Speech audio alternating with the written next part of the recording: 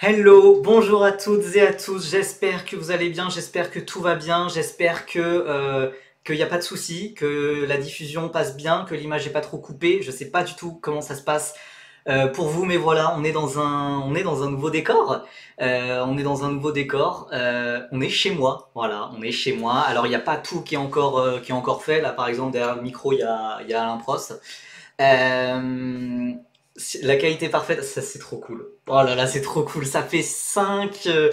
ça fait 5 mois que j'attends la fibre. On a quand même loué cet appart avec ma fiancée en partie pour la fibre et on l'avait pas. Donc c'est génial si ça marche. Merci beaucoup d'être aussi nombreux sur le chat. Évidemment, bon alors, j'étais obligé de faire un live pour le jour du retour de la fibre, mais vous inquiétez pas, on va pas parler que de ça. On va quand même parler de la F2, de la F3 qui reviennent après 2 semaines, 2 semaines. Super, le streamer qui a trop bien préparé son taf. 2 semaines, hein. 2 semaines, je crois, depuis la manche de Jeddah où on était tombé en dépression et où on avait, pour ceux qui s'en rappellent, été ban par Twitch. Donc voilà, pour ceux qui s'en souviennent, pour ceux qui étaient là sur le dernier live où on avait regardé le live timing des courses de F2 et de F3, ça avait fini dans les larmes, hein. Ça avait fini dans les larmes avec voilà, on s'était fait ban 48 heures pour avoir osé diffuser le live timing accessible gratuitement. J'ai appris la leçon. S'il y a un live ce week-end, et je pense qu'il y en aura tard dans la nuit ou tôt le matin, c'est selon quel est votre rythme de sommeil, mais je pense plutôt tard dans la nuit de samedi à dimanche, je vais essayer de faire quelque chose. Sinon, bah, oui. Alors moi, je sais pas pour les messages dans le chat, je sais pas exactement comment ça se passe pour les modos, mais pourquoi pas après ce live, peut-être que je peux essayer d'en nommer quelques-uns d'entre vous modos. C'est vrai que ça peut être cool. Après voilà, il y a rarement des messages de bots ou de spam sur le chat, hein. Ça reste quand même une petite chaîne. Merci beaucoup à ceux qui rejoignent dans le chat. Merci déjà à ceux qui ont follow sur ces derniers jours. Alors on rappelle que juste avant mon ban Twitch, Alex Caldi avait pris un sub et 8 minutes après je m'étais fait ban. Coïncidence? Je ne pense pas. Bref, merci beaucoup à PH Majoral 2, Ethic034, Michael LM que je crois je connais sur Twitter, en tout cas qui me follow beaucoup sur Twitter, Fanatics1899, Vice City Sports Car, DL34M et du coup juste à l'instant, Yann Rust. Merci beaucoup à vous tous. Écoutez, vous connaissez la ligne éditoriale de la chaîne. Évidemment, le retour au bon vieux PowerPoint. Ça faisait longtemps qu'on n'avait pas fait de preview comme ça, de preview un peu classique, et j'espère que ça reviendra un peu plus souvent, qu'on pourra faire des previews, qu'on pourra faire des débriefs, qu'on fera, de toute façon, on en fera un peu comme on a fait en début de saison à Bahreïn et à Jeddah des lives. Alors évidemment pour la F2 et la F3, je vais toujours pas diffuser les images, et pour le live timing, j'ai trouvé une parade, normalement, que j'espère appliquer samedi soir. Normalement, on se fera pas ban cette fois. Et pour la Freca, pour la F4, pour tout ce qui est diffusion de ce genre de course, là, je pourrais montrer les images sur YouTube comme je le faisais à de rares occasions, c'est vrai, l'année dernière. Mais là, cette fois, j'espère que ce premier live est le premier live d'une longue série. Voilà, que les lives pourront être au moins hebdomadaires, voire un peu plus, quoi. Fichu décalage horaire, ça commence dès demain soir. Ouais, c'est ça. On est mercredi soir et pourtant le week-end de F1 commence dès demain. Alors quelque part, avec Bahreïn et Jeddah, on a déjà été un peu habitué à ce que le week-end commence jeudi, vu que les week-ends étaient jeudi, vendredi, samedi. Donc au final, on est partiellement préparé pour ça. Mais c'est vrai que les essais libres de F3, par exemple, ils vont commencer à 22h50 jeudi soir. Alors, je pourrais théoriquement faire un live, mais je vous avoue que les essais libres de F3, je suis pas encore assez fou pour faire un live à ce moment-là. Surtout qu'en plus je suis de garde à l'hôpital dans la nuit de vendredi à samedi, donc s'il y a un live, ça sera seulement après ma garde, donc ça sera seulement dans la nuit de samedi à vendredi pour les courses de F3 et de F2. Vous en faites pas, à la fin du PowerPoint, je mettrai tous les horaires et de toute façon je les posterai sur Twitter un peu plus tard. Magnifique la fibre enfin, bah ouais, non mais franchement, là de voir que tout marche, c'est si merveilleux. C'est trop simple. Franchement, ça va tellement faciliter les choses, je suis trop content. Un petit mémo rappel rapide de comment était la F2, la F3 l'année dernière à Melbourne, nous demande Valkyria. Eh bien oui, t'en fais pas, ça vient, j'ai préparé ça. Alors, hop, déjà, un petit point sur le classement de Formule 2. Et franchement, on était combien à prévoir que Victor Martins et Oliver Berman seraient, donc les deux gros favoris au titre, seraient tous les deux à 0 points après 2 manches, donc après un septième de la saison. C'est pas rien, un septième de la saison quand même. Ça peut être rattrapable, hein, les deux peuvent encore être dans la course au titre, mais va falloir vite réagir. Alors évidemment pour Martins et Berman, je suis d'accord, hein, les circonstances sont pas exactement les mêmes, puisque Berman a fait un petit intérim dans une petite équipe de Formule 1 appelée la Scuderia Ferrari, qui s'est excellemment bien passée. Donc en fait, c'est vrai que Berman, après cette pige-là, voilà, on en reparlera un peu plus tard, mais je sais pas comment voir la suite de la saison de Formule 2 pour lui en fait. Est-ce qu'il y a encore des enjeux? Et si oui, est-ce qu'il a plus à perdre qu'à gagner en continuant à rouler en F2? Puisque là, Berman, tout le monde le prend pour un demi-dieu. Enfin, c'est vrai que septième avec la Ferrari à Jeddah, sans essai, en découvrant la voiture, il découvrait pas le circuit, il avait déjà roulé dessus en F2, mais quand même, enfin voilà, en tout cas, il a fait une perf énorme, donc ça va être intéressant à suivre. Et surtout, et voilà, Berman doit être bien content d'être à 0 point. Ouais. Maloney est honnêtement une excellente surprise. Je l'avais bien aimé l'année dernière. Il commence à faire une Zoo 2020. Zoo 2020, il n'avait pas gagné le titre au final. Mais oui, non, mais je vois ce que tu veux, je vois ce que tu veux dire. Après, Zayn Maloney, il y a encore des trucs perfectibles, notamment à Jeddah, il s'est quand même totalement foiré sur la qualif, il partait 16ème pour les deux courses, peut-être 15ème après le départ de Berman en F1, mais Zayn Maloney, c'est vrai qu'il est quand même tout seul en tête, donc il a 15 points d'avance sur le championnat devant deux redoublants, voire même deux triplants avec Enzo Fittipaldi et Dennis Sauger. On a ensuite Paul Aron qui est le meilleur rookie. On va faire un peu des points, hein, pour ceux qui découvrent un peu comment les lives de preview fonctionnent. On va faire des points un peu sur chaque pilote. Je vais pas dire chaque pilote puisqu'il y en a qu'on va passer un peu plus rapidement que d'autres. Ensuite on a Kush Maini, Pepe Marti, Jack Crawford, Gabriel Bortoleto, Zach O'Sullivan, Andrea Kimi Antonelli, Amaury Cordil qui est là, 11ème, devant nos deux Français. Colapinto, Isaac Adjar, 13ème. Adjar à la poisse, ouais, non, c'est. Voilà, on va en reparler de la malédiction Adjar, mais ça commence à bien faire, on espère que ça va vite s'arrêter. Ensuite, on a Verschoor, Ritomo Miyata, Villa Gomez qui a marqué des points, c'est-à-dire Villa Gomez a plus de points que Martins et Berman réunis. Ensuite, on a Dirksen, Martins, du coup, Correa, Barnard, Stanek et Oliver Berman. Cordy nous a fait peur. Ah, franchement, j'ai vraiment cru qu'il allait nous faire un podium, et là,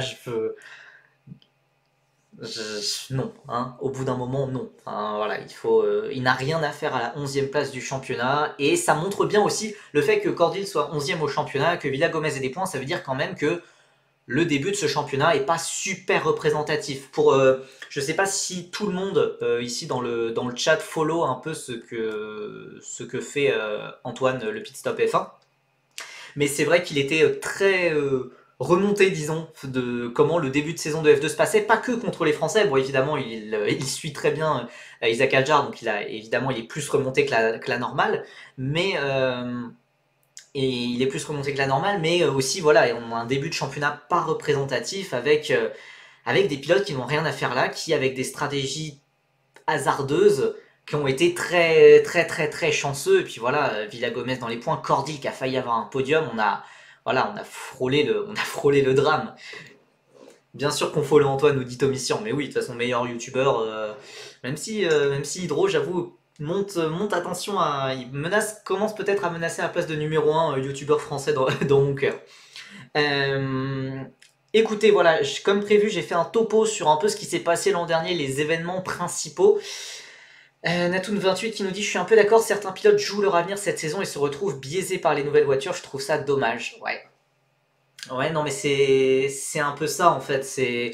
Alors évidemment, on a un prisme forcément assez français qui fait qu'on est extrêmement frustré de comment le début de saison se passe, avec les casses mécaniques d'Isaac Adjar à répétition, avec le manque de rythme ahurissant de la ART sur les deux premières manches pour Victor Martins. Donc forcément, on est encore plus frustré. Et c'est sûr que c'est très frustrant parce que voilà, on a des pilotes qui pourraient être très proches de la F1 si on avait gardé les performances de 2023, mais qui Mais voilà, les performances se retrouvent un peu chamboulées. Alors on a fait que 2 manches. Bahreïn, c'est un circuit très abrasif. Jeddah, c'est un circuit très particulier, urbain, ultra rapide. Mais c'est vrai que pour l'instant, la hiérarchie a l'air d'avoir changé. Ils ont réussi à faire une réglementation pire que 2018.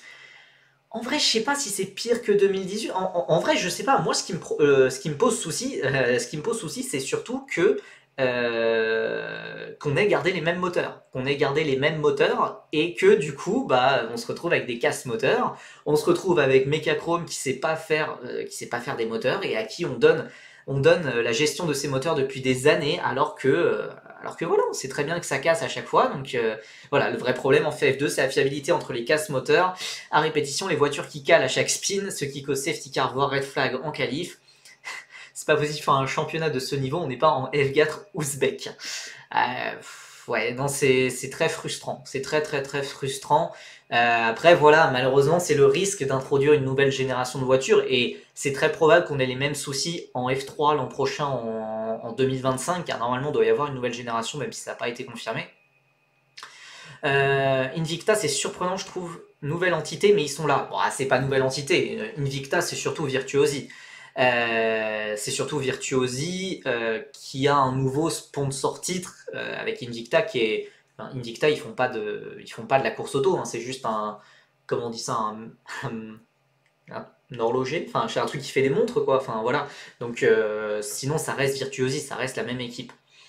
Autant Adjar, c'est pas dramatique car elle montre de belles choses même sans le résultat, mais Victor il perd potentiellement sa place en F1 là-dessus. Ah mais pour moi, Victor perd totalement sa place en F1. On va voir comment la suite de la saison se passe, mais Victor il perd sa place. Je l'ai déjà dit 36 000 fois, mais Victor, même s'il perf, même s'il fait des résultats géniaux et tout, s'il gagne pas le titre, je vois absolument pas comment il peut aller en F1. Il n'a pas de soutien, il n'a pas de budget, il doit tout à Alpine et Alpine n'attend que une contre-performance pour le jeter. C'est un peu l'impression qu'on a, comme Renault l'avait jeté en 2019 après une superbe saison de Formule Renault Eurocup où il perd le titre pour 7 points. Donc voilà. Alors que pour Adjar, c'est vrai qu'il y a moins cette pression du classement, cette pression du championnat. Il faut qu'il continue de faire de belles courses. C'est très frustrant, mais voilà.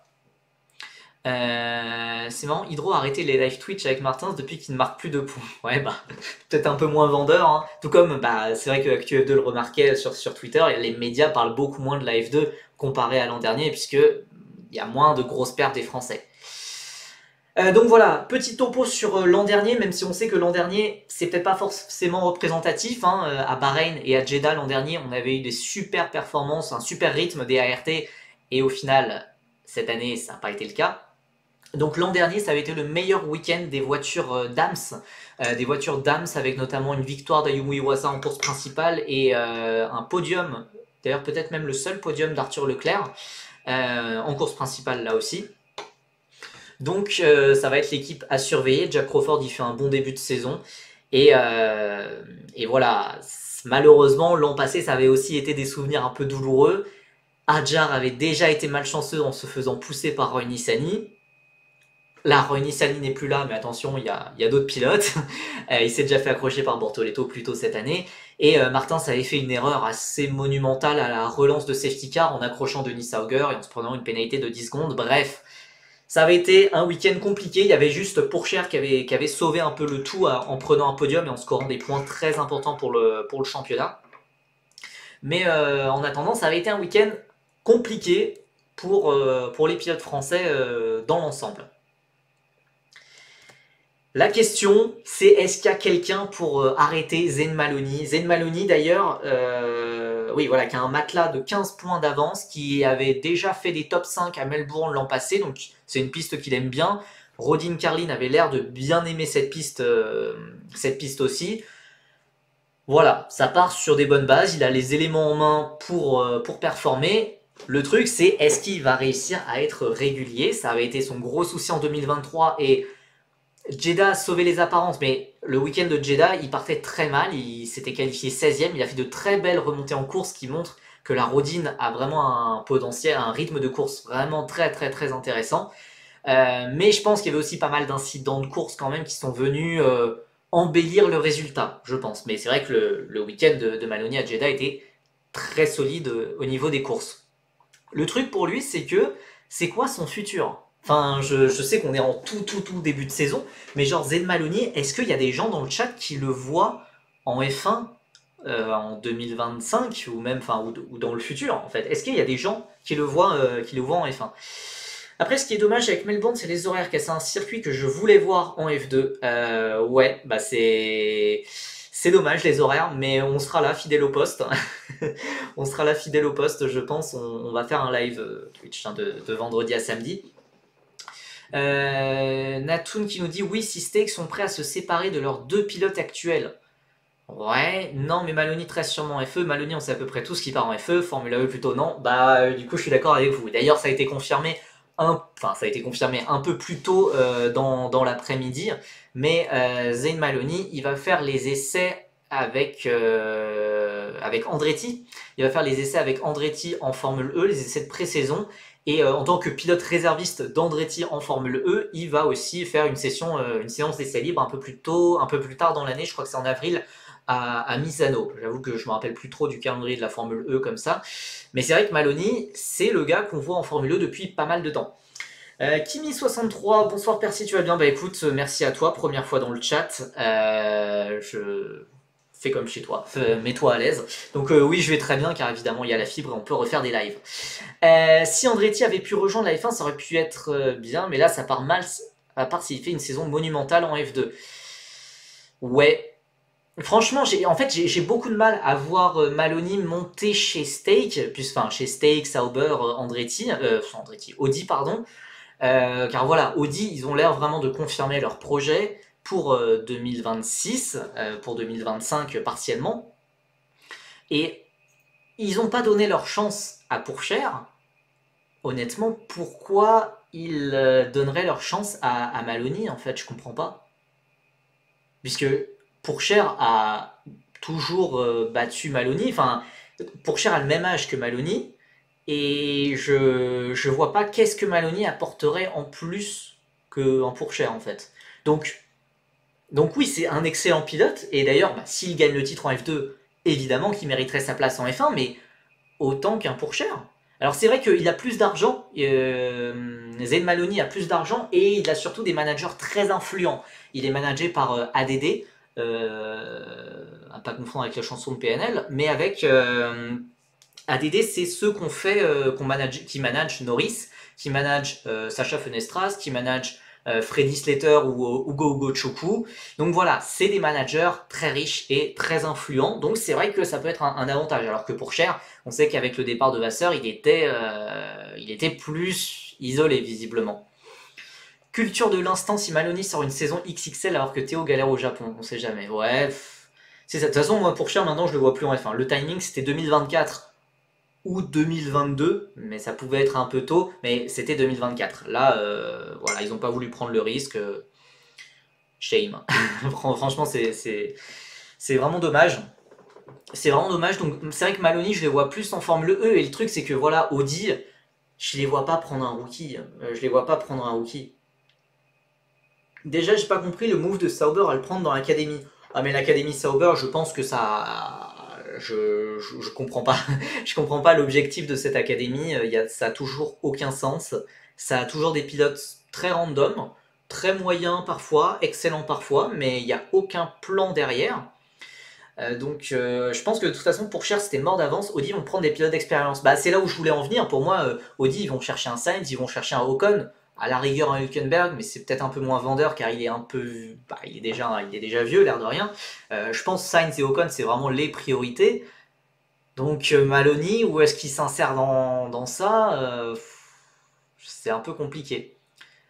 Même s'il fait le titre, t'y crois pas pour Maloney? Bah non, j'y crois pas. J'y crois pas parce que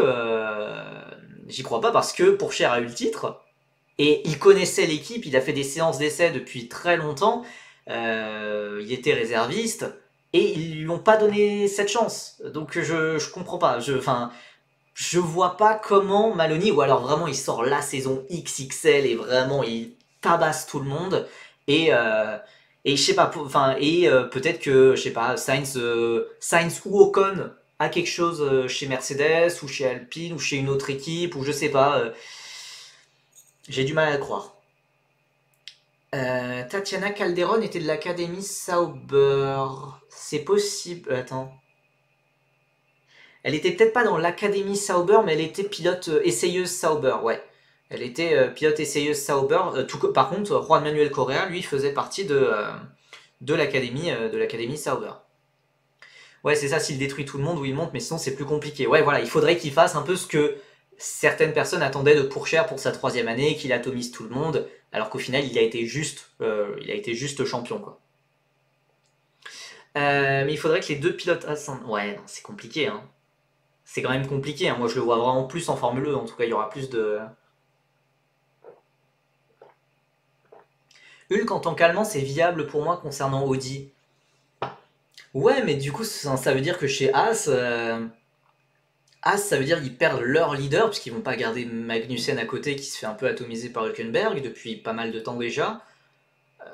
Je pense un duo Hülkenberg-Berman, c'est ce qu'il faut pour As, c'est ce qu'il faut pour Berman. Voilà, Hulk, c'est difficile de se projeter pour Audi sur le long terme. À la rigueur, Audi il tente de prendre un jeune pilote allemand style Tramnitz pour le futur, mais sinon voilà. Bon, écoutez, je préférais le voir en IndyCar qu'en Formule E, mais ça m'étonnerait que ça arrive. Je vous avoue que la Formule E, j'en entends tellement plus parler. C'est incroyable, hein. Je suivais chaque week-end avant, et là, je crois qu'il y a eu un week-end de course, hein. Si je dis pas de bêtises, il y a eu un week-end là, en Formule E, j'en ai absolument pas entendu parler. C'est dommage, hein, parce qu'il y a des très bons pilotes dedans, et c'est de la monoplace, donc théoriquement ça devrait vraiment m'intéresser, mais je passe totalement à côté. Tramnitz chez Audi en 2026, ça te paraît possible? Ouah, ça serait très précipité. Il est encore en F3, il est encore sur sa première année de F3. C'est très précipité. Vice City Sports Cars. Ah oui, what teams do you think we have a better showing in F3? Also, how much of F2 goes into the car or the driver? It's a very large question. I think when you can see the performance of Victor Martins compared from 2023 to 2024, you can see that the performance of the team is quite important in F2 because Martins is nowhere for the moment for the start of the season. Désolé pour la petite digression en anglais, mais je pense que c'est quelqu'un qui m'avait contacté sur Twitter et qui m'avait demandé si je pouvais faire des réponses en anglais. Du coup, oui. L'accent is amazing, excellent, excellent. J'aurais bien vu Audi prendre un jeune allemand, mais ils se les ont tous fait voler par Red Bull. En vrai, mais je crois que c'est un plan de Red Bull, ça, hein. Je crois que c'est un plan de Red Bull pour essayer de revendre les contrats, hein. Enfin, là, c'est juste une théorie, j'ai aucune source, hein, mais je pense que je pense que c'est une théorie qui se tient d'essayer de prendre Tramnitz, de prendre Goethe, de prendre un peu tous les pilotes allemands, et puis ensuite, bah, vous voulez les chercher, bah, payez. Je pense.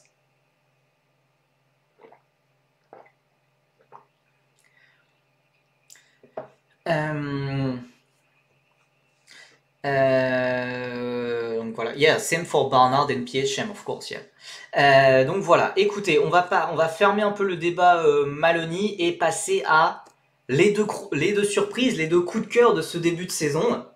Et ça me fait un peu mal pour Adjar. On avait tellement craché sur son équipe high-tech, souvent à raison, hein, les arrêts au stand, les stratégies, on savait que c'était vraiment une catastrophe. Et là, à Bahreïn et surtout à Jeddah, high-tech, ils ont fait un week-end plein. Depuis quand? Depuis quand ils font ça? Enfin, c'est incroyable. Et Paul Aron a maximisé vraiment le résultat à chaque fois. Et c'est totalement mérité. C'est totalement mérité ce qui lui arrive. On sait qu'il a été un peu remercié du Mercedes Junior Team pour faire la place à Andrea Kimi Antonelli, qui est considéré comme avoir plus de potentiel. Mais en attendant, là, Paul Aron, il est en train de fermer des bouches, là. Qui se bat pour la P13? Adjar ou Hightech? J'ai la ref. J'ai la ref. Mais donc, c'est très très très impressionnant. Ouais, tout le monde qui est surpris par Aaron, je m'attendais à ce qu'il soit aussi bon dès le début, même s'il est très bien préparé, nous dit Xeland 4. Et en fait, du coup, le problème, c'est pour Paul Aron, il performe, ouais, mais là encore, il vient de se faire remercier par un junior team. Du coup, c'est quoi la suite? Je suis pas sûr de... l'avenir s'est obscurci pour lui, en fait. Mercedes a fait un choix avant que même la saison de F2 ne débute. Faut voir si ça va pas se retourner contre eux. Après, moi, je continue à penser qu'Antonelli a beaucoup plus de potentiel sur le long terme, mais en attendant, Aaron est un pilote plus complet qu'Antonelli. Ouais, après, il y a le fait d'être pilote libre, ça n'a pas que des désavantages. Tu peux avoir des opportunités de marché. Tu peux être shippé par une autre académie, du style Red Bull. S'ils trouvent que ni Hadjar ni Marty ni Lawson, mais enfin, bon, voilà, ne mérite sa place en F1, ni Iwasa, il pourrait aller shipper un pilote extérieur. Ça peut totalement se faire. Et voilà, Kouchmaini, je me rappelle, on se moquait de moi. On avait dit que je fumais je sais pas quoi durant le live de preview de la saison où je disais que Kouchmaini, il avait des chances d'aller chez Alpine en F1. En attendant, c'est qui le pilote Alpine numéro 1? Je suis triste, je suis content parce que c'est un pilote indien, que je suis partiellement indien, mais du coup c'est aux dépens de Victor Martins. Donc, hormis Berman et Antonelli, quel pilote de F2 en 2024 a un avenir en F1? Bah comme je l'ai dit, pour moi vraiment si Kouchmaini il fait top 3 en F2, ça veut dire qu'il a ses 40 points de super licence, il est indien, il a du budget qui s'est débloqué récemment, il a des bons contacts, il a des bons soutiens, il est managé par les bonnes personnes. Il peut totalement aller chez Alpine en F1. Je continue à penser que au moins Gasly ou Ocon va partir dans une autre équipe, que ce soit Mercedes, que ce soit Audi, que ce soit autre. Voilà, pour moi, Maini a ses chances et ça serait, enfin, le crève-cœur terrible que ça serait pour Victor Martins. Ça paraît fou. Ça paraît fou vu le palmarès de Victor Martins, mais en attendant, sur ce début de saison, voilà, on a la réputation de sa dernière course en sport auto, ou à la rigueur de sa dernière saison. Et pour l'instant, sur ce début de saison 2024, Martins, on l'a pas vraiment vu. Il est clairement, je vais pas tomber sur Victor Martins, mais il est clairement pas aidé par son équipe qui n'est pas dans le coup pour l'instant. Ça va peut-être changer, on espère que ça va changer à Melbourne. Mais en attendant, Kouchmaini, non seulement il a été malchanceux, on se rappelle de sa pole à Bahreïn où il a été disqualifié, et malgré ça, bah, il est 5e au championnat. Il est 5e au championnat malgré ça. Sans ça, il serait probablement 2e ou 1er. Donc en vrai, Kouchmaini, on va peut-être avoir un 3e indien en F1 dans l'année prochaine. Enfin, moi, ça me paraît de moins en moins déconnant. Et surtout, voilà, Invicta a l'air d'être l'une des équipes qui a le mieux géré la nouvelle réglementation de voiture, avec Rodin, avec peut-être Hightech. Donc voilà, enfin une hiérarchie un peu chamboulée. Oui, c'est vrai que pour la pole position il a récupéré la pole position de Berman à Jeddah et il a récupéré les 2 points qui vont avec, ce qui est plutôt un peu n'importe quoi, mais bon. Miyata venant de Super Formula peut se démarquer pour cette saison. Ouais, mais pour aller en F1, ça va être très compliqué, à moins que Toyota nous sorte un projet venu de je ne sais où. Miyata, ça va être compliqué. Et il est plus tout jeune non plus, hein. Il a 24 ans. Voilà. Il avait fait un très bon premier week-end, mais il a eu beaucoup de mal à Jeddah sur un circuit urbain. Je pense que ça lui. Ouais, il a eu plus de mal. Faut voir à Melbourne, c'est un circuit un peu semi-urbain. Donc je sais pas comment ça va se passer pour lui. Ouais, après Miyata, il a pas fait beaucoup de circuits urbains, surtout des circuits urbains comme Jeddah. Je peux comprendre qu'il ait eu plus de difficultés qu'à Bahreïn. On passe à notre français, à notre chouchou, à notre Renault Kadjar national. La malédiction doit s'arrêter. Il avait fait 4e à la première course, mais même là, il y avait un goût d'inachevé car il avait détruit ses pneus un peu trop rapidement. Sorti au premier virage de la course principale à Bahreïn alors qu'il était 2e. Casse mécanique alors qu'il était 5e en course sprint à Jeddah. Casse mécanique alors qu'il jouait totalement le podium. Il jouait totalement le podium en course principale à Jeddah. Et du coup, on a Isaac Hadjar 13e au classement derrière Amaury Cordil avec 5 petits points. Ce qu'il faut, surtout, pour moi, ma plus grande peur en fait pour Isaac, c'est lui-même. On sait qu'il a un tempérament, qui fait aussi sa force, qui fait aussi son caractère, sa personnalité, mais ça peut un peu se retourner contre lui. voilà, il peut être son pire ennemi. Il peut être son pire ennemi très facilement. Et il doit battre Marty, c'est primordial. Oui, mais à Jeddah, même si au final il y a eu 0-0 entre Marty et... il y a peut-être eu un point d'ailleurs pour Marty, je crois. Mais bon, voilà. Adjar avait dominé, avait même assez largement dominé Marty sur tout le week-end. Contrairement à Bahreïn où c'était un peu plus mitigé, mais en fait, même là, le week-end de Bahreïn, bah, en fait, Isaac était devant, normalement il était deuxième, il allait probablement jouer la victoire en course principale. Donc, donc pour l'instant, Isaac il domine Pepe Marty, même si ça se voit pas au classement. Le truc, c'est que Red Bull, on l'a bien vu l'an dernier, il regarde au-delà du classement. Alors évidemment, on va pas se le cacher, s'il est champion de F2, ça va aider. Et s'il est 20ème de F2, ça va pas aider, c'est sûr. Mais ce qui est important, c'est qu'ils prennent les week-ends course par course. Il prend les week-ends course par course et que il doit pas penser au championnat, il doit pas penser sur la longue durée, puisque Red Bull, on l'a vu, l'an dernier, Adjar a fait 14ème et il était derrière tous ses coéquipiers, tous les autres pilotes Red Bull, et au final, Red Bull a confirmé Isaac pour la suite et a viré tous les autres pilotes. Donc voilà, Red Bull voit des choses en dehors du résultat brut du classement qui apparaît sur Wikipédia ou sur le site officiel du championnat. Voilà. Mais je sais que ça doit être un début de saison extrêmement frustrant. Il doit totalement... et il doit éviter de penser au nombre de points perdus qui doit s'élever à une trentaine facilement. On sait que normalement, il pourrait être top 3, top 5 au championnat minimum. Mais malgré ça, bah voilà, il est 13ème. Donc voilà, pour moi, la priorité, c'est vraiment ça. Il doit réfléchir course après course. Les 2 week-ends qu'il a fait, ils sont très bons. Je vais pas dire excellents, puisque voilà, il y avait quand même la seule course qu'il a fini au final, bah, c'était un peu décevant car voilà, sur la gestion de pneus c'était pas bien. Mais sinon, les dépassements, la vitesse, ça c'était top. C'est le Isaac qu'on a vu en F3, qu'on a vu en Freca. Et voilà, c'est le Isaac qu'on veut voir et c'est le Isaac qu'il faudra voir jusqu'à la fin d'année s'il veut espérer la F1. Natoun qui nous dit: je me rends compte que l'an dernier on avait 4 Français en F2 dont 3 avec une forte chance de F1 et on n'en aura peut-être aucun, c'est terrible. Bah très honnêtement pour moi ça paraît très con hein, quand on voit que bah, Pourchaire a fait premier, Martin 5ème et Adjar 14ème. Pour moi celui qui a le plus de chance c'est Adjar. Mais voilà, la malchance doit le laisser, doit le libérer. Je dis même pas, je ne demande même pas à ce qu'il ait de la chance. Je dis juste que la malchance doit arrêter de s'acharner sur lui. Voilà. Et sinon, pour moi, voilà, chez Red Bull, enfin chez Red Bull, chez le clan Red Bull, chez Racing Bull, chez Visa Cacha Racing Bulls, c'est quand même l'équipe où il y a le plus de place possible. Tsunoda, il va peut-être partir, Perez, il peut peut-être partir, Ricciardo, il va peut-être partir. Il y a Lawson dans le mix aussi, donc voilà, pour moi il y a une place qui peut se faire pour Adjar, mais et il doit continuer comme il l'a fait sur ses 2 premiers week-ends.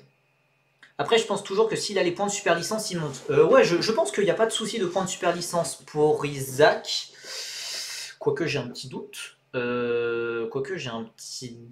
Car on va compter les saisons 2021-2022. Non, si, je pense que ça passe. Je pense que ça passe.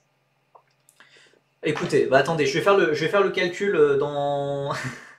je vais faire le calcul très vite pour voir si Monsieur Isaac Adjar a ses points. On rappelle que pour avoir les 40 points de super licence, les 40 points, on les compte, on compte les 3 meilleures saisons des 4 dernières années. C'est un peu compliqué. Alors, Monsieur a fait 4ème en Formule 3, donc il a 15 points.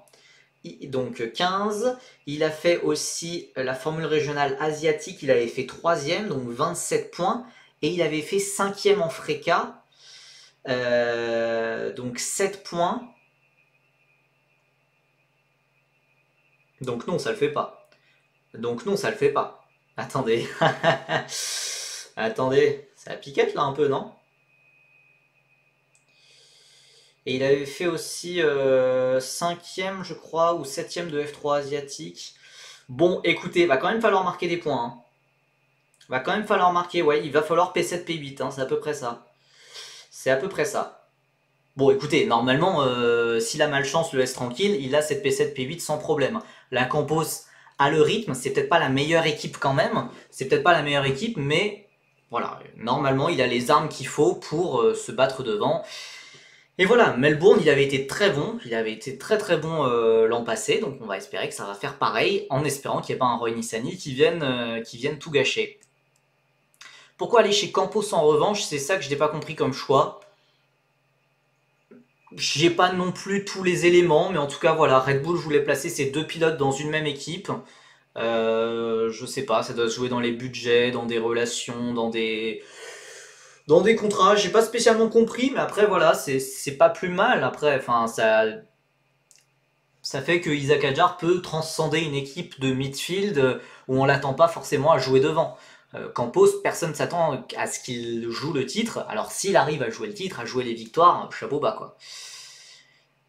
J'ai peur que Campos perde du rythme au moment où la chance lui revienne. Bah, c'est le risque. C'est le risque, on verra ce que l'avenir nous dira, mais c'est pas impossible.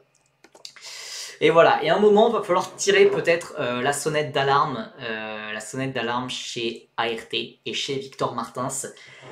Au-delà du zéro pointé, je pense que le zéro pointé, on s'en fiche un peu, puisque le problème, c'est qu'il n'y a pas de rythme dans la ART. On l'a vu à Jeddah, ça a été un calvaire sur les deux courses où on voit que sur un tour, Martins a un talent monstre puisqu'il arrive à vraiment transcender la voiture. Il avait fait 4e en qualif à Jeddah, même 3e avec le forfait de Berman. Et voilà, le souci, c'est qu'en course, bah, enfin, tu peux sauver les apparences sur un tour, mais sur une course, c'est quasiment impossible. La filière alpine va devoir choisir son numéro 1. Bah, ouais, c'est...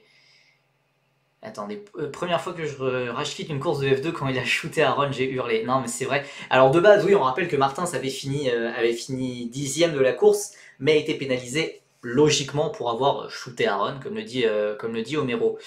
Donc voilà, il va vite falloir que ART trouve des réponses. Si ART ne trouve pas des réponses là, à Melbourne,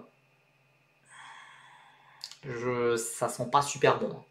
Ça sent pas super bon pour les rêves de F1.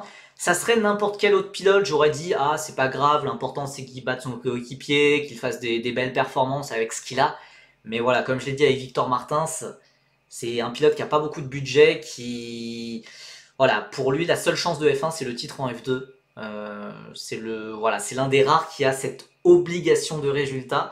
C'est très injuste, mais voilà, le sport auto est malheureusement très très très injuste. Attendez, pourquoi j'ai plus le... Ah voilà, c'est bon, j'ai les messages dans le chat qui réapparaissent. J'ai l'impression qu'ils se sont perdus par une nouvelle réglementation chez ART. Pour moi, mon espoir, c'est que voilà, ça soit un peu spécifique au circuit, qu'à Bahreïn c'était les pneus qui étaient difficiles à gérer parce que c'est un tracé très abrasif, que Jeddah c'est un circuit urbain très rapide, très très spécial au final. Voilà, mais on va pas pouvoir se dire ça à tous les circuits. Hein. On va pas pouvoir se dire ça à tous les circuits, donc va falloir vite réagir. ART et Prema galèrent à gérer le nouveau châssis. Bah, je pense pas, parce que justement, Prema, il y a du mieux. Bahreïn, ça avait été une catastrophe, mais Prema s'y attendait. À Jeddah, alors, c'était compliqué, mais on rappelle que Berman avait fait une sublime pole position avant d'être appelé par Frédéric Vasseur pour remplacer Carlos Sainz au pied levé en F1. Le truc maintenant, c'est que, bon, a priori, Sainz va bien faire son retour comme prévu, il n'y a pas trop de doute là-dessus, donc Berman revient en Formule 2 pour ce week-end et qu'il a 0 points, qu'il a une quarantaine de points de retard sur la tête. Et Berman, c'est un pilote qui est aussi censé jouer le titre. Et c'est, en fait, pour lui, à quel point la saison de F2 est importante. Je sais absolument pas le dire. Homero, alors à propos de Victor Martins, Homero qui dit c'est spécifique à Victor car O'Sullivan, rookie, a marqué des points à Bahreïn. À Bahreïn, je suis d'accord que O'Sullivan a été meilleur que Martins. Même si O'Sullivan avait sûrement une meilleure stratégie, mais O'Sullivan l'avait battu en qualif. À Jeddah, Martins a été devant O'Sullivan tout le temps, donc voilà. Je pense que Berman ne finira pas la saison de F2. Ah ouais? Genre en mode il monte en F1 direct, c'est ça? Puisque ça peut se faire. je sais pas, ça peut se faire. Après, oui, évidemment, on pense à As, on pense à où Magnussen est toujours un peu en suspens. Magnussen bye bye à la mi-saison, ouais, pourquoi pas. Pourquoi pas. En fait, ouais, voilà, j'ai du mal à voir et aussi comment Berman va se reconcentrer à revenir un peu sur Terre. Après, voilà, c'est des pilotes quand même très professionnels qui ont l'habitude de passer d'une voiture à l'autre.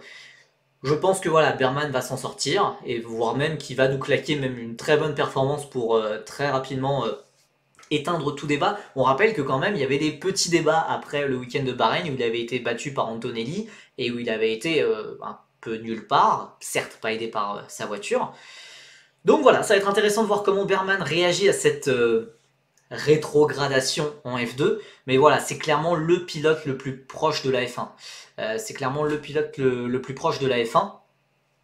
C'est celui que tout le monde voit chez As au minimum l'an prochain, voire même peut-être en cours de saison, mais ça après, faudrait vraiment que Magnussen devienne à la rue. Et c'est pas encore le cas, en tout cas pas sur le début de saison. Et pour Antonelli, j'ai plus de... Pour Antonelli, c'est positif. Le week-end de Jeddah était ok, voire même bon, mais moins éblouissant qu'à Bahreïn. Alors je sais qu'à Bahreïn, il a fait quoi? Une P15, voilà, des choses comme ça. Une P10, oui, au final, il avait accroché des points. Mais Antonelli, il avait battu Berman de long en large et en travers à Bahreïn. À Jeddah, l'après-midi était meilleur, mais on a senti qu'il y avait quand même que Antonelli était un diamant brut, mais qu'il y avait encore besoin de polissage. Hein. Il y avait encore besoin de, il y avait encore des imperfections. C'est normal hein, pour un pilote de 17 ans, hein, c'est juste logique. Antonelli, il a prouvé qu'il a un immense talent, mais qu'il n'est pas encore prêt. Prêt pourquoi? Parce que pour la F2, il est prêt. Enfin, il marque des points régulièrement. Après Jeddah, il faut aussi prendre en compte que tous les autres rookies ont été un peu en dedans vu qu'il découvrait le circuit. Anthony s'en est mieux sorti par rapport aux autres, c'est vrai. C'est vrai, après, j'ai pas le... Genre, par exemple, l'an dernier, les rookies avaient pas eu tant de mal. Genre, je repense à Berman ou Martins, bon, même si Martins avait fini dans le mur, mais Berman ou Martins avaient fait des belles perfs déjà en tant que rookie. Mais c'est vrai que bon, Jeddah, c'est quand même un circuit ultra compliqué à appréhender.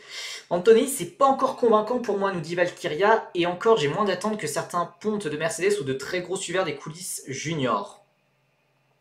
Ah oui, prêt pour Mercedes, oui, d'accord. Bah, ça dépend, voilà. Anthony est convaincant, pourquoi? Pour la F1, c'est trop juste, mais le gars à 17 ans, il vient de l'Africa, c'est normal. c'est normal qu'il soit pas encore en train de rouler sur le reste du fil dans F2, c'est normal.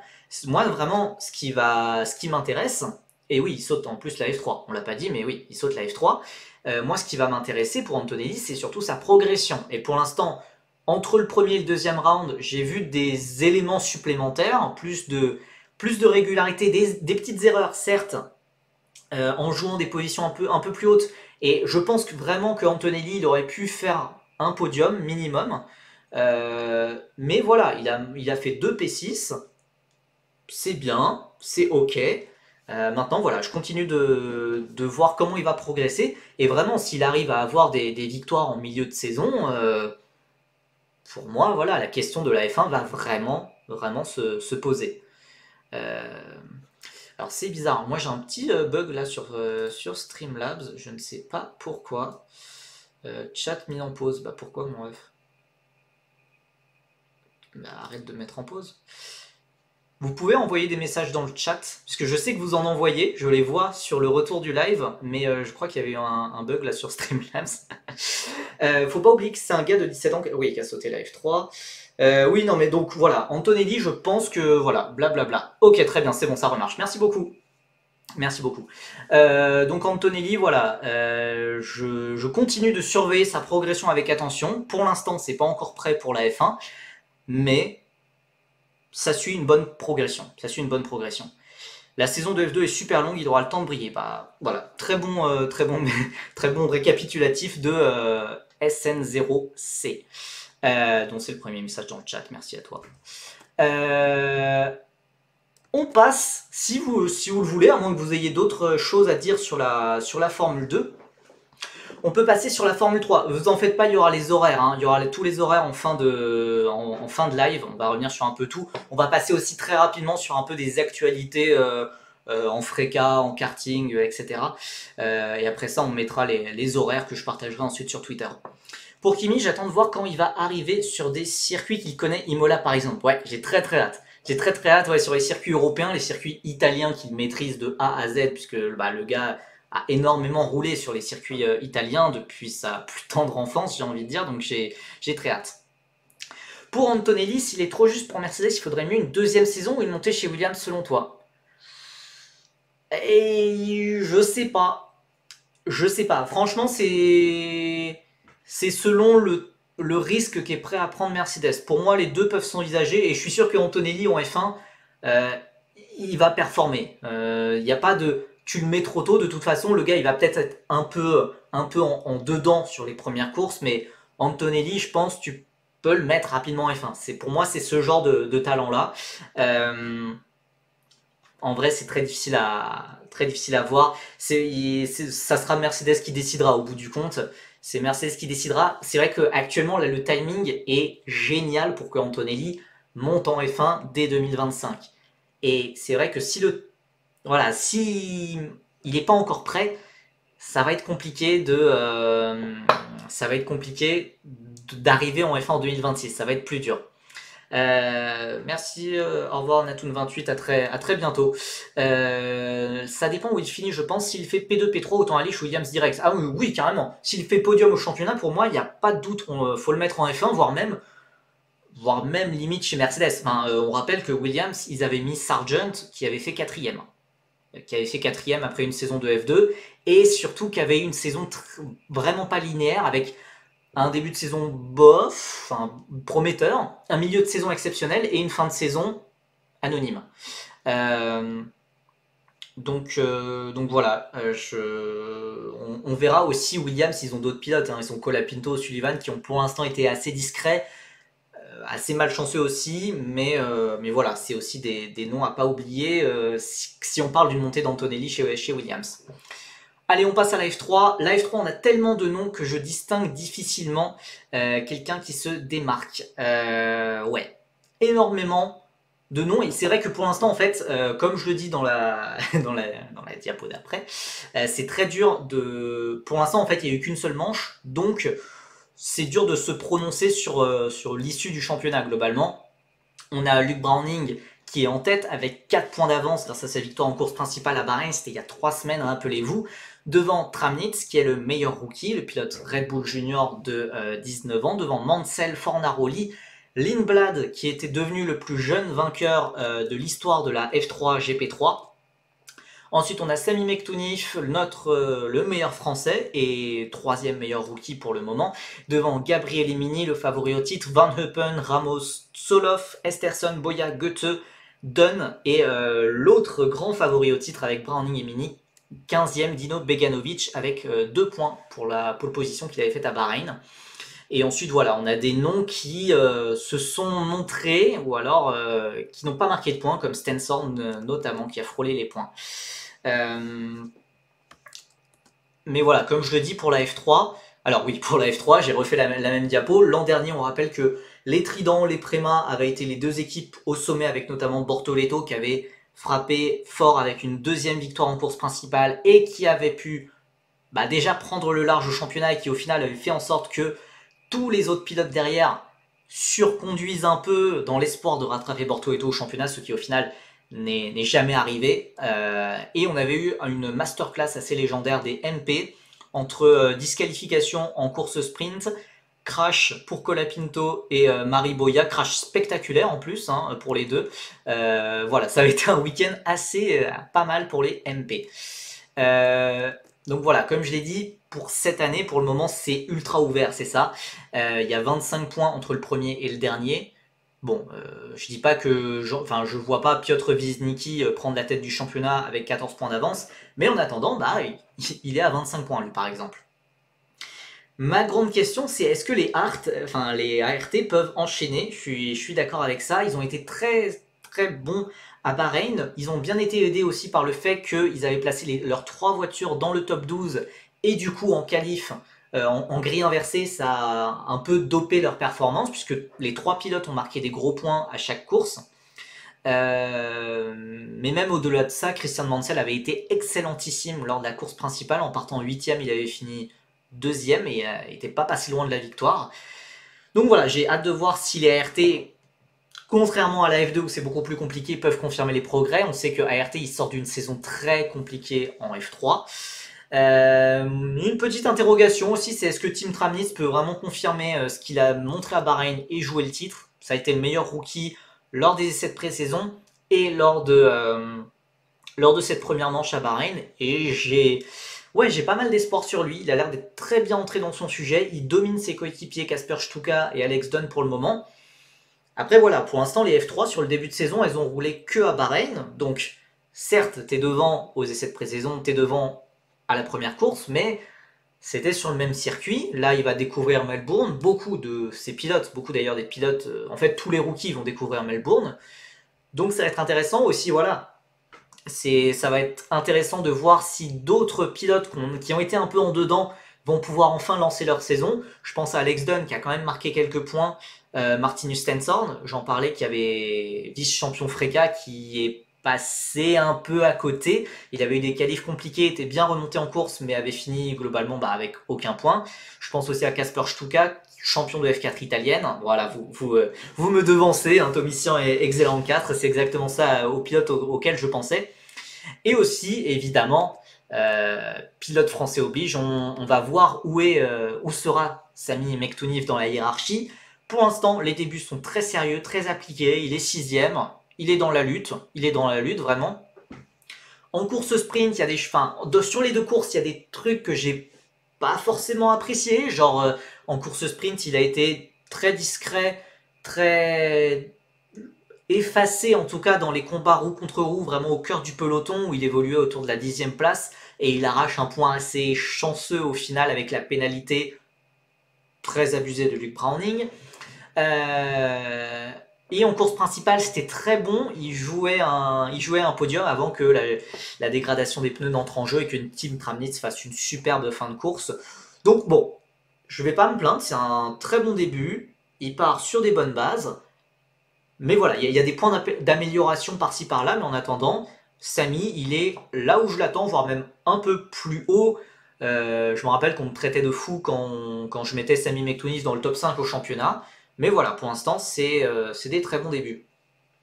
Carlin était bien à Melbourne l'an dernier, je me demande ce que peuvent faire Locke et Voisin. Alors c'est vrai que Locke et Voisin, alors Locke il est où dans le enfin Locke il est en dehors du top 25, Voisin est 22ème, mais voilà, on sait que Rodin Carlin, c'est une équipe qui a beaucoup de difficultés en F3. Il n'y a que 2-3 pistes où elles sont vraiment bonnes, dont notamment à Silverstone, notamment à Melbourne. Donc voilà, ça peut être un déclic, puisque clairement aussi, on a parlé de Stenshorn, Dunn, Stuka, mais Voisin et Locke, ils sont pas très connus en France, puisqu'ils ont fait leur classe en Grande-Bretagne, en GB3, en F3 britannique. Mais de très très gros talents qui ont la malchance de rouler pour Carlin, donc on les a pas beaucoup vus à Bahreïn malheureusement. Petit à petit on va se diriger un peu vers la fin de ce live. Je vais revenir un peu sur quelques petites actus, aussi un peu teaser le programme de la semaine prochaine. Car il va y avoir 2 articles qui vont sortir pour Feeder Series, que j'ai déjà écrit, que j'ai déjà envoyé, qui sont en train d'être tout préparés pour sortir lundi. Il va y avoir une petite exclusivité concernant la Freca. Alors oui, la Freca va commencer tard, c'est vrai. La Freca commence tard, le début de saison est le week-end du 10-12 mai à Hockenheim. Mais ça arrive, c'est en train de se mettre en place. Il y a les essais officiels qui débutent le 3 et 4 avril à Barcelone. On rappelle la pléthore de talents, notamment français, qui sont engagés en Freca, en F3 européenne, avec notamment les pilotes à l'image, Alessandro Giusti, le pilote Williams, Enzo Dellini, le pilote Red Bull, Evan Gilter, etc. L'année dernière, j'ai l'impression que la saison commençait en été tellement c'est tard. Non, c'était pas en été, mais ça devait être autour de mai. Non, c'était même plus tôt, je crois que c'était en avril. Je crois que c'était en avril l'année dernière. Cette année, c'est plus tard. D'ailleurs, ça a bien arrangé Enzo Dellini, qui a toujours 15 ans, on le rappelle, et qui officiellement n'a toujours pas le droit de faire des courses en FRECA. Donc ça arrange Enzo Dellini que le début de saison soit un peu plus tard, puisqu'il aurait pu être un peu embêté si le début de saison avait été début avril. Avec ou sans Monolight et KIC? Ah, ça c'est intéressant comme question. Et bah réponse lundi. Réponse lundi. Voilà, la petite exclusivité. Mais il n'y aura pas 12 équipes en FRECA. Et elles ne devraient pas être remplacées. C'était peut-être juste ma hype pour Anthony qui m'impatientait alors. Bah c'est peut-être ça. Hâte de voir ce qu'on va donner Taponen, Dellini et Gilter. Mais voilà, enfin il y a plein de talents en FRECA, vous en faites pas. Quand ça va vraiment démarrer, on va faire plein de lives sur la FRECA, on va diffuser les courses, on va les commenter en direct, ça va être trop cool. Voilà, il y a des premiers essais qui arrivent de ce que j'ai entendu cette semaine, voire même demain et vendredi à Valencia. Je sais pas s'il y a un live timing qui sera accessible. Si c'est le cas, je n'hésiterai pas à le partager sur Twitter si c'est pas un lien qu'il faut garder secret ou quoi que ce soit. C'est des essais mi-officiels, car en fait c'est des essais qui sont réservés aux pilotes n'ayant pas fait la formule régionale Moyen-Orient, enfin n'ayant pas roulé cet hiver pour un peu compenser ce manque d'expérience.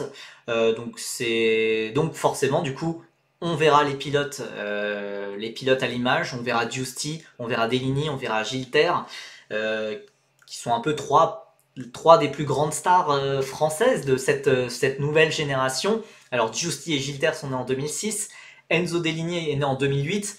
Évidemment, à cette génération de stars, on ajoute Théophile Naël, né en 2007, mais qui a déjà fait la formule régionale Moyen-Orient avec une victoire et plusieurs podiums, qui du coup ne fera pas ses essais à Valencia demain et après-demain. Mais voilà, on va voir comment vont se passer ces essais en FRECA. J'espère pouvoir avoir des petites infos à partager sur Twitter.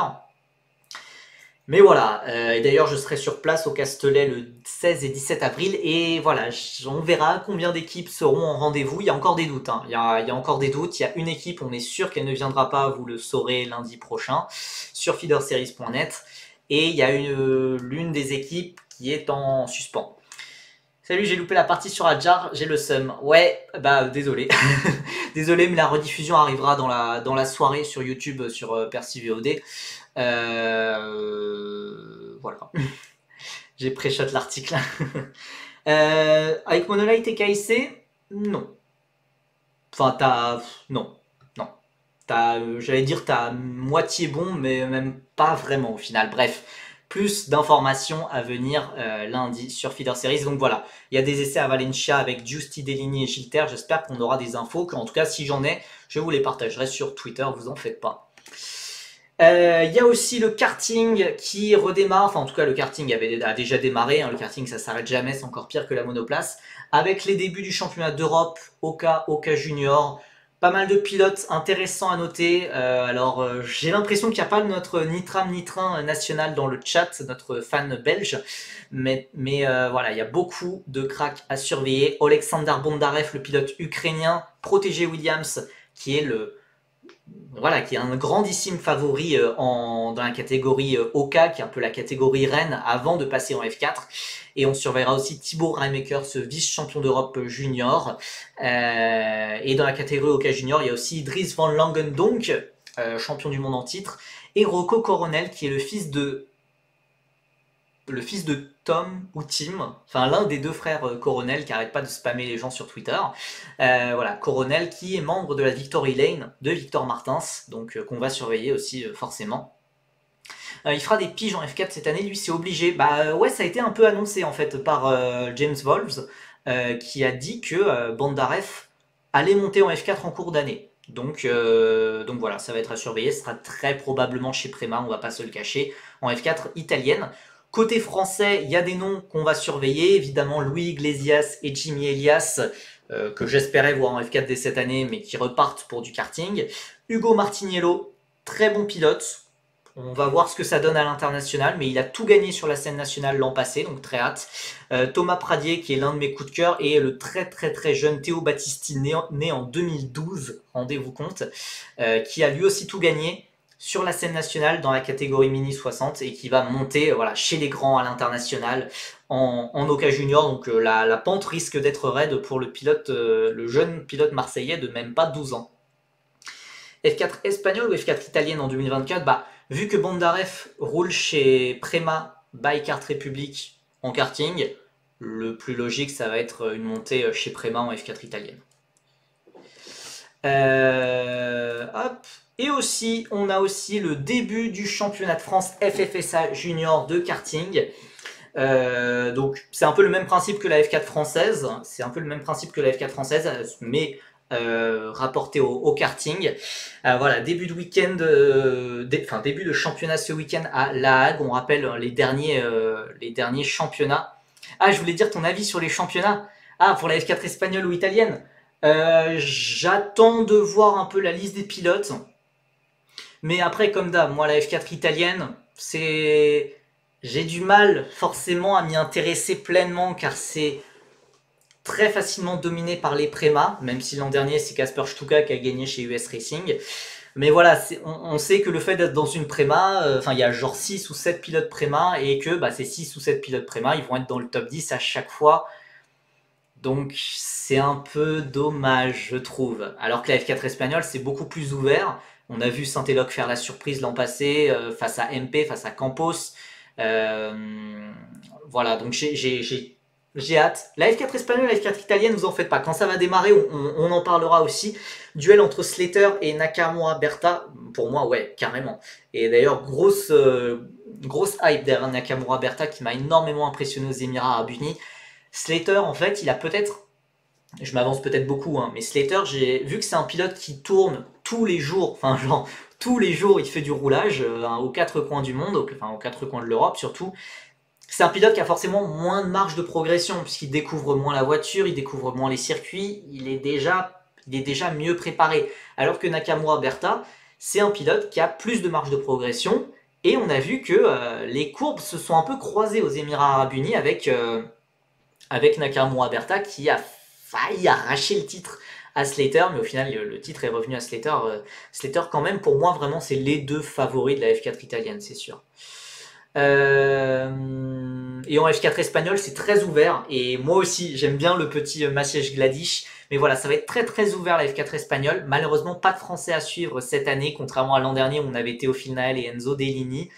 Ça va être très ouvert. Il y a Alazari, il y a Peebles, que je n'attendais pas du tout. Il y a Andrés Cardenas, il y a beaucoup de pilotes très sympas. René Lamers, le fils de Yann Lamers, l'ancien pilote de F1, le champion d'Europe de kart, qui a fait très très peu de tests, mais qui a été globalement assez rapidement dans le coup.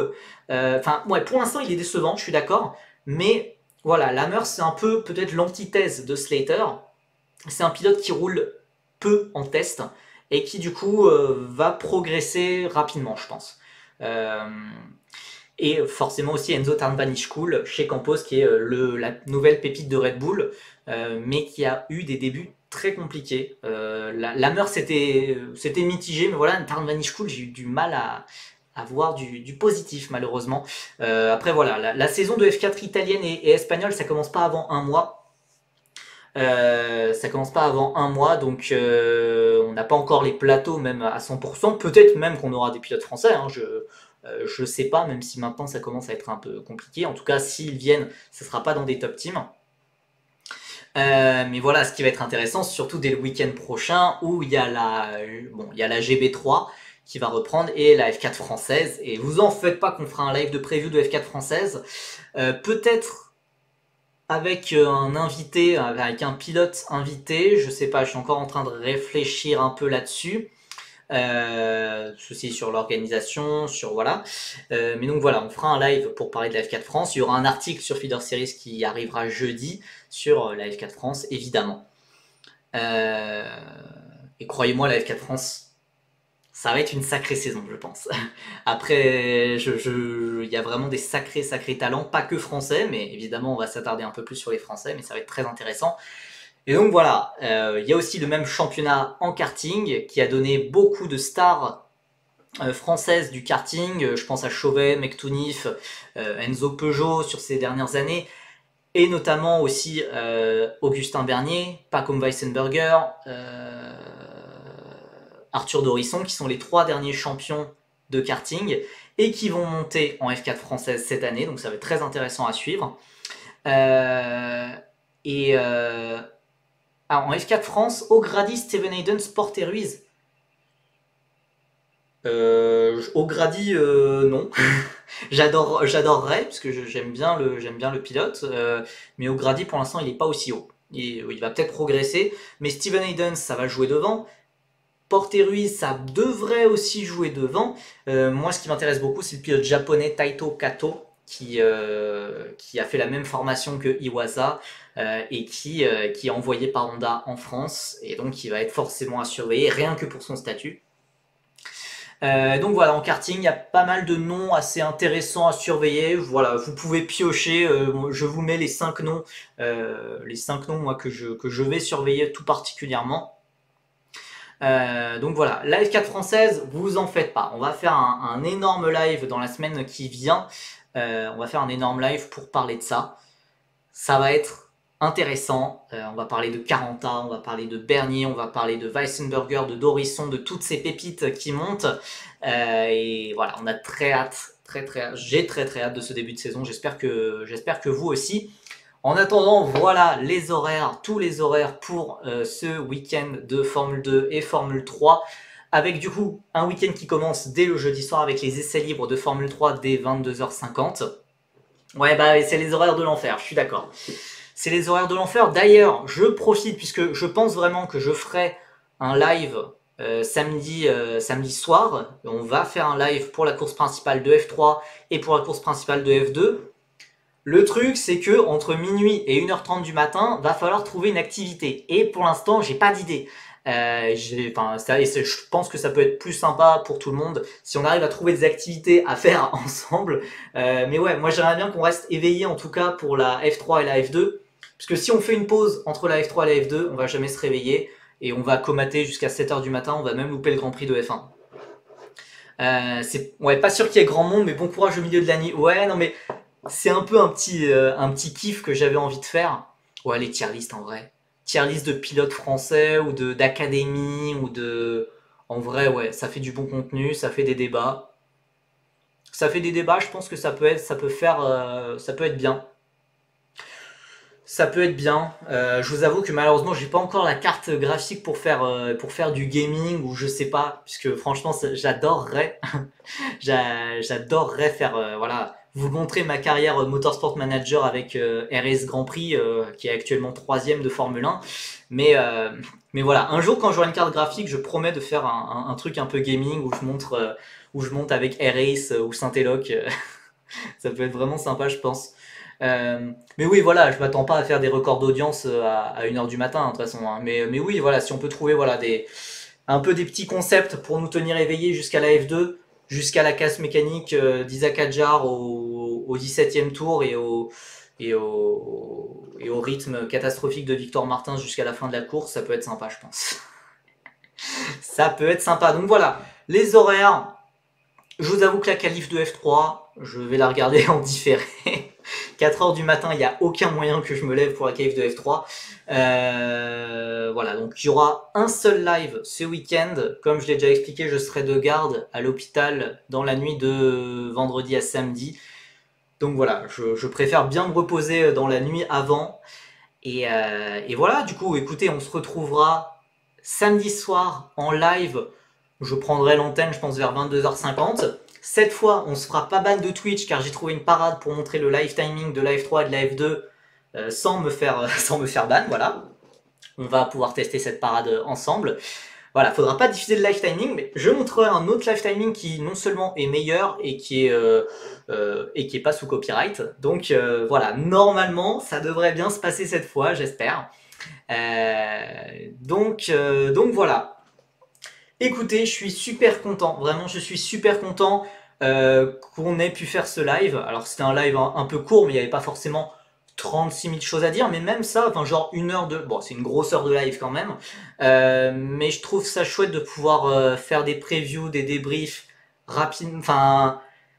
Voilà, de pouvoir faire des petites émissions sans que forcément ça soit la grosse émission qui va durer 2 heures, 3 heures comme on a parfois fait pendant l'été. Là, je suis chez moi, j'ai la fibre et, et voilà, tout peut se faire assez facilement en fait. Tout peut se faire facilement, donc il y aura des lives un peu plus réguliers dans les semaines à venir. Parfois avec des invités forcément. Voilà, j'ai quelques noms en tête avec des invités pour revenir sur leur saison, revenir sur leurs plans, etc. Mais donc voilà, je suis extrêmement content de cette journée. Puis on a la fibre, c'est le printemps, il fait beau dehors, c'est magnifique. Et voilà, n'oubliez pas, donc live samedi soir à 22h50, on va dire, pour suivre ensemble la F3, la F2. Et aussi 2 articles qui arrivent la semaine prochaine, lundi prochain, avec l'exclusivité sur l'Africa, sur les équipes qui vont plus ou moins être présentes cette année. Et jeudi, on va faire un guide de la F4. Et probablement jeudi soir ou mercredi soir, on se fera un live de preview de F4, sur la F4 française pour le début de saison, pour les Coupes de Pâques à Nogaro. Et d'ici là, écoutez, voilà, on se retrouve sur Twitter, sur Twitch, un peu partout. Des pilotes aussi, genre la 3ème MP. Non, je parlais pas des pilotes, juste des équipes. J'ai juste des exclusivités sur les pilotes. La 3ème MP en Frika, ça reste un mystère pour le moment. Peut-être qu'on aura plus de réponses lors des tests de Valencia demain et vendredi. Si j'ai des infos, je n'hésiterai pas à les partager sur Twitter. Donc voilà, pour ceux qui me suivent que sur Twitch, venez sur Twitter, on est bien aussi. Pour ceux qui ont loupé une grande partie de ce live, venez sur YouTube, sur PersiVOD, la chaîne des rediffusions. La rediffusion de ce live viendra dans la soirée. Donc voilà, merci beaucoup à ceux qui étaient sur ce live. On se retrouve très bientôt sur Twitter, sur Twitch, partout. Voilà, passez une très excellente soirée. Merci beaucoup à vous. Allez, salut!